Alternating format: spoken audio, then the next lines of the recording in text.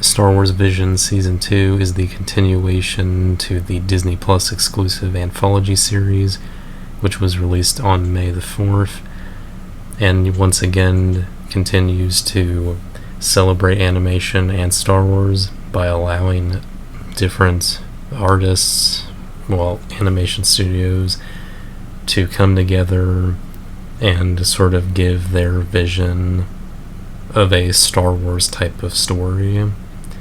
Each episode is its own tale by its own animation studio and follows different non-canon and non-connected stories within their little Star Wars universe. Season 2 comprises of 9 episodes, same as Season 1 did, with each episode, of course, following its own story, animated by its own assigned animation team, with the first episode, Sif, which was animated by El Guiri. I think that's how I'm pronouncing it. El Guiri, which follows a former Sith named Lola, who is isolated with her droid companion on a desolate planet as she paints the interior of her base, trying to sort of express, the Force, or channel the Force into her painting. Unfortunately, the dark side always kind of creeps into the paint itself. I won't spoil that episode or any of the episodes, but I will say that this one does a decent job at sort of taking a look at someone who is no longer a Sith and is trying to separate themselves from it, but isn't entirely, part of the light side either. But there is a clear message at the end about embracing, both sides, both the light and the dark. And just like pretty much every episode, this one is visually stunning. It goes for a 3D animation style, but with, sort of a almost painted look on top of it, kind of like they did with the Netflix series Arcane, and it looks really good. And again, I could say the same for pretty much every episode, so you're going to be hearing a lot of, this was really good. The second episode is called Screecher's Reach, which is animated by Cartoon Saloon, and yet another good one. This isn't one of those particular animation styles for each of these episodes that stuck out to me the most. Pretty much every style in each episode is striking, but this one was definitely striking. I don't know if it's the same people who did the I think it was called Wolf Skin or Wolf something. It was a animated film on Apple TV Plus. Some of you guys might know what I'm talking about, but it had a very similar looking animation style and also included a redheaded girl, so it really stuck out to me. This episode follows a young girl named Daal, Daal, who works in a sort of sweatshop with her friends, and she's tired of working there, and clearly her friends are, so they kind of run away from that, and they end up going to a cave that's supposedly haunted, and Daal decides to go in there along with her friends who follow, and all kinds of dark things are in the cave. And just like I said before, I'm not going to spoil what ends up being in the cave, but it does, kind of have something to do with the Force. And I thought the ending was pretty interesting. A little, I guess, melancholy in places, but still a good ending, a good episode. For episode 3, there's In the Stars, which was animated by Punk Robot, and this one follows the story of two sisters who are trying to make it in life as their planet has been sucked of all of its resources by the Empire. And, that includes the water, which was, kind of very important to them. Though that's important to most life, but it is the most important thing in this episode, in this story. The youngest of the two,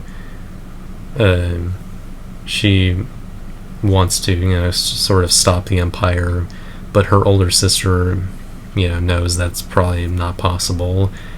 And she's especially sure about that because that's sort of what got their mother killed, as she tried to stop the Empire but was taken out. And all of this is, established by a beautifully animated little scene that the youngest, Coden, sort of sets up by some, I assume, force powder or whatever, magic dust onto a rock that moves and transforms and paints sort of a picture of their lives and their mother's lives. I won't give away the ending, but it is also very nice. And I also forgot to mention the animation. This also is a unique one. This is one of 3 stories that kind of go for a almost stop motion feel. One of them goes more into the stop motion style, but these 3 that I'm about to talk about over the course of the show do have that vibe. But I'm guessing I'm pretty sure all of them are made with CG, so no big deal, but they all look good, and this looks very good. And I really like the style, and I like how everything looks. The contrast between the more polluted look of this world and then what we get to see of it when it's more bright and less polluted, of course. The dynamic between the sisters is decently written, and I like it. There's a lot of sibling bonds in this show, or at least a few, and it kind of stuck out to me as quite a bit. But good nonetheless. I commend Punk Robot for this one, for sure. For episode 4, I Am Your Mother is animated by Aardman. I think that's right, Aardman. And is yet another one that is stop motion style. This is the one that is definitely got a stop motion feel with kind of the clay look to everything. Like it almost looks like it's actually made of clay. I don't think it is. But in this story, it's probably a post-Empire sort of tale. Not all of these are like following actual main Star Wars, but this one kind of does. In this one, a racing tournament is being held for the pilot academy, the flight academy, and this one is for families specifically. And a young Twi'lek pilot named Annie wants to be in this race, but doesn't want to have her mother fly with her, even though that's kind of part of the rules almost, because she reveals later that she's kind of embarrassed of her mother because she prefers kind of fixing things, like fixing their droid and fixing their ship, even though it's kind of really rustic and almost run down.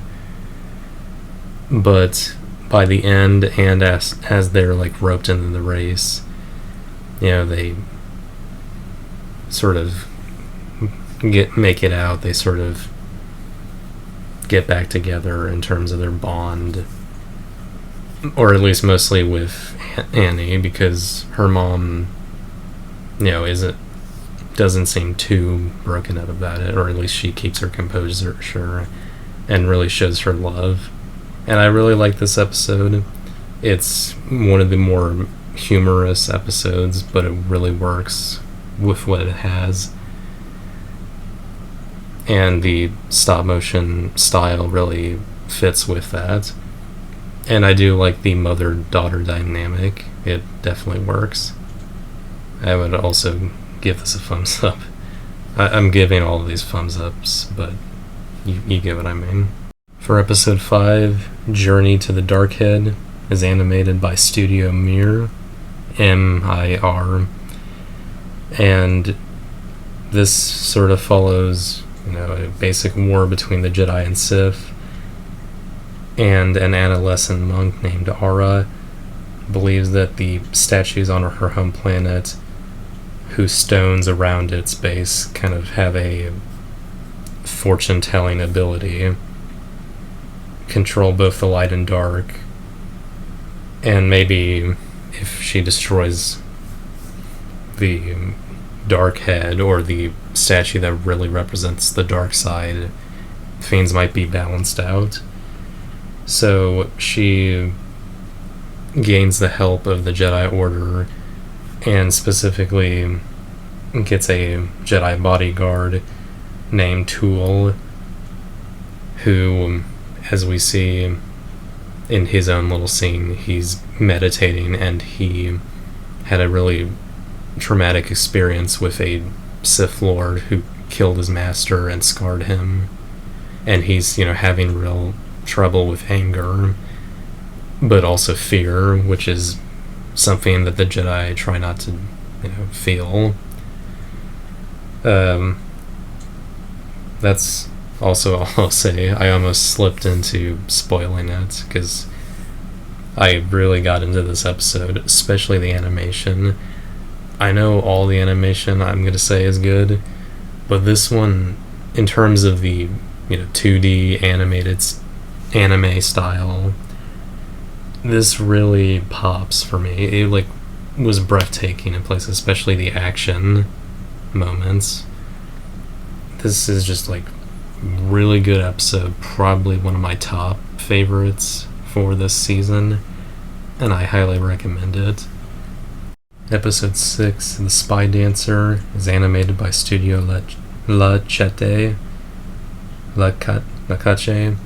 I think I'll put it on screen somewhere so you can decide how that's pronounced. This centers around a spy dancer. This is another story set during the Empire occupying different parts of the galaxy, and in this really nice fancy club, a woman is the club's primary dancer, the center of attraction. Her name is Loe, and she helps these rebels. She is a rebel herself, and trying to kind of help take down the Empire by sneakily putting tracking devices on some of the Imperial tenants. But while they're someone from her past is at the club, and that kind of messes up with things a bit, adds some tension and some drama, and things start to unravel a bit. But that's all I'll say there. The animation here is also 2D. It's also pretty good. It's got a kind of a unique short-stroked painted feel to it, not very detailed painting, but at least the outlines, that's got a short brush stroke vibe to it. At least that's what I got. It's pretty interesting. I really like this episode, especially near the end. It's got a emotional end to it that was really nice, and I really loved that. Episode 7, The Bandits of Golak, is animated by 88 Pictures and centers around two siblings, Charuk and Rainy, that are, fleeing their home during the Galactic Civil War, trying to go to the city of Golak for refuge. But because Rainy turns out to be force sensitive, she is being targeted by, the Empire, and more importantly, an Inquisitor who, later finds them and almost gets the jump on them before, he's taken care of by a Jedi who helps them out. And that's kind of all I'll say. This one is 3D animated. It almost looks a bit like the Clone Wars style of animation, just a little bit, but still has its own unique flair to it. The more unique part of it is the Indian-inspired designs for some of the characters, specifically Charuk and Rainy. And I'm imagining that's because the animation studio or the people behind the studio are Indian. I'm only assuming that based on what it kind of looks like. I'm pretty sure it's Indian. The Inquisitor's design also kind of invokes an Indian vibe, for me at least, because of the blue skin that he has. That reminds me more about images I've seen, or art I've seen, of Indian gods, or at least that's what I remember. Either way, it's pretty interesting. This is also a decent one, I would say.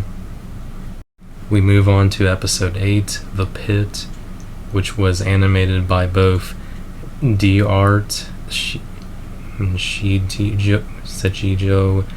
and Lucasfilm, and follows a group of prisoners being held captive by the Empire, who forced them to dig looking for kyber crystals, which are a very important resource for the Empire currently. At a certain point, when they dig so far that they make a giant pit, and they've made it to the very bottom where it's impossible to continue digging as the surface has grown tougher and they're out of kyber crystals, the Empire decide to move on, but they decide to leave the prisoners in the bottom of the pit, left to basically starve until they die. The prisoners, try to do the best they can to survive, with one of their members, or one of the people among them, Crux, tells his daughter that he will escape the pit and ask help from the nearby city, and he's gonna climb the pit, and it's pretty tense, especially with how deep the pit really is. And that's all I'll say. This was also a very interesting one. It made a decision in the story that I was a little surprised by, but it did go somewhere interesting. And yeah, I liked what it is. Short but sweet. Characters are good for what they are. The animation is good. Finally, we move on to episode 9, the final episode, Ao-san, animated by Triggerfish, which follows a young alien girl named Au on the planet of Korba, a planet where its inhabitants mine kyber crystal and kind of give it to the Jedi so they can purify the crystals, as they have all been corrupted by the sort of hateful energy that the Sith gave them, which is why Sith have red lightsabers and Jedi have other lightsaber colors. Awu initially is asked not to, mess with the crystals, as she apparently has a calling given by the crystals that her dad has noticed. But being very curious, she follows her calling and ends up, going towards the crystals, and the calling sort of is represented by vocalization for music and vocalization, and it's a really striking style and theme to the whole episode. I'd say it's the most interesting, soundtrack wise and feeling wise. I don't want to spoil the ending, but obviously it's not really, sad or anything. It's pretty decently happy, and that's kind of clear with its overall style and color palette. But I'd say this is another top favorite out of all of these. There is just a real warm feeling I got from it, especially with the music. It really helps, and I think it's a very sweet episode. Overall, I really, really enjoyed Season 2 of Star Wars Visions, and I'm sorry if, I might seem a little over positive or, repeating myself on certain phrases about how good the animation is and all that, but I really mean it. This is probably the most positive I've felt about a piece of media, at least for this year, and it's really deserved, because all of these animation studios came together, put their hard work into this series, and it really shows their effort. And it helps even more because I wasn't an absolute fan of Season 1. There were some episodes that weren't really great to me. The animation was good for pretty much all of them, but the story was pretty lacking for some of them, and I felt like it could be better. But, the people behind Season 2 really showed that. And obviously, each episode has a different set of writers, directors, and animators, so of course there's going to be, a possible dud. But, there's still improvement to be seen here. And I'm really happy that that improvement is there. And this was just a fun show to watch. I binged the entire thing when I had the chance, and that's something that should be commended, honestly. I'm going to give Star Wars Visions Season 2 a rare but much deserved 10 out of 10. I hope you enjoyed this review of Star Wars Visions Season 2.